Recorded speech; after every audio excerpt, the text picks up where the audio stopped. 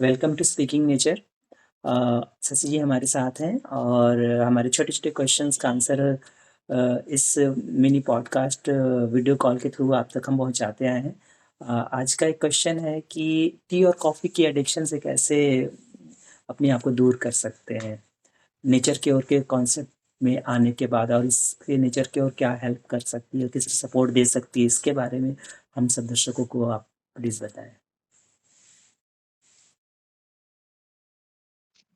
आदत तो उन्हीं चीज़ों की पड़ती है अमित जी, जो कि हमारे लिए बहुत ज़्यादा फ़ेवरेबल नहीं होती है। तो ऐसे बहुत सारे एडिक्शन हैं, उनको पकड़ना बड़ा आसान भी होता है, वो बाहर से हम सीखते जाते हैं। अब रही बात यदि हमारे को ऐसी एडिक्शन हो भी गई है, ये एडिक्शंस शनै-शनै हमारे अंदर की नर्व पावर को, ब्लड केमिस्ट्री को, हर चीज़ को इम्प्योर करते जाते हैं और इसीलिए उनकी और प्रोवोकेशन होती है या डिमांड होती है बार-बार। क्योंकि अंदर हमने वैसी चीज़ों को लिया है तो वो डिमांड होती है। अब हुँ, उससे छुटकारा पाने के लिए कि ये खराब है, ये कहना ठीक नहीं है। आपको क्या अच्छा है समझ कर वो अपनाना है।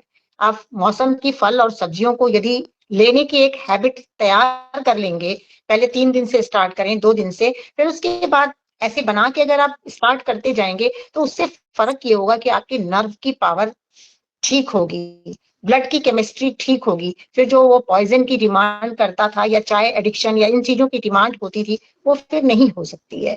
जैसे-जैसे आपके अंदर की नेचुरल इंस्टिंक्ट बढ़ती जाएगी, नेचुरल ताकत बढ़ती जाएगी, तो आपको वाक़ई वो चीज़ अच्छी ही नहीं लगेगी। क्योंकि शुरू में आपको चाय, कॉफ़ी, शराब कुछ भी अच्छी नहीं लगी। आपके अंदर की इंटेलिजेंस ने ही बताया कि ये अच्छे नहीं हैं, बट लेते वो एडैप्शन हो गया। अब उस एडैप्शन से निकलने के लिए हमको वहीं यू टर्न लेकर जाना है, मौसम के पास आना है, कुदरत के पास आना है, प्रकृति के पास आना है।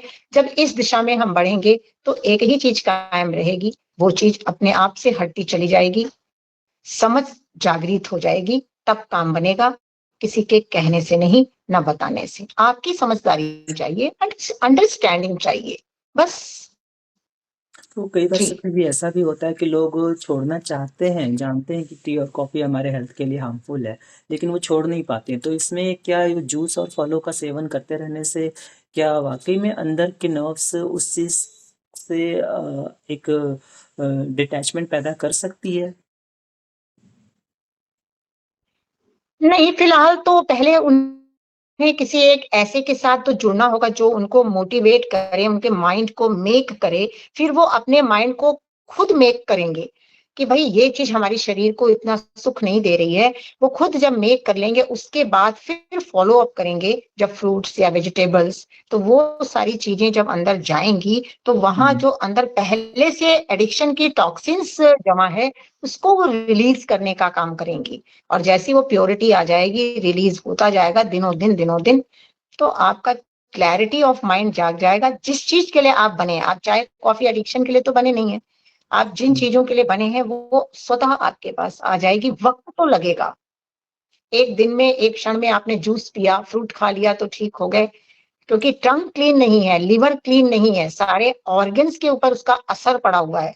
जब तक उनमें हीलिंग नहीं होगी, जब तक वो ठीक नहीं होंगे, हीलिंग मीन्स कि जब हम फ्रूट्स वगैरह लेंगे ऐसी चीज़ों को तो ऑटोमैटिक वहाँ की सफाई बनेगी, फिर आप नेचर की ओर अपने आप एडिक्ट होएँगे और नेचर का एडिक्शन तो नहीं होता है, एडिक्शन तो बुरी चीज़ों का ही होता है। नेचर तो एक डिमांड है, हुँ, हमारी रिक्वायरमेंट है। तो इसके लिए समझदारी चाहिए, काउंसलिंग थोड़ी चाहिए, कुछ ऐसे लोगों के साथ बातचीत करते रहने से, ऐसी चीज़ों को सुनते रहने से माइंड पहले मेक होगा, फिर एक्शन आएगा, फिर एक्ट होगा और फिर response will come. Sure, that's all. Thank you so much.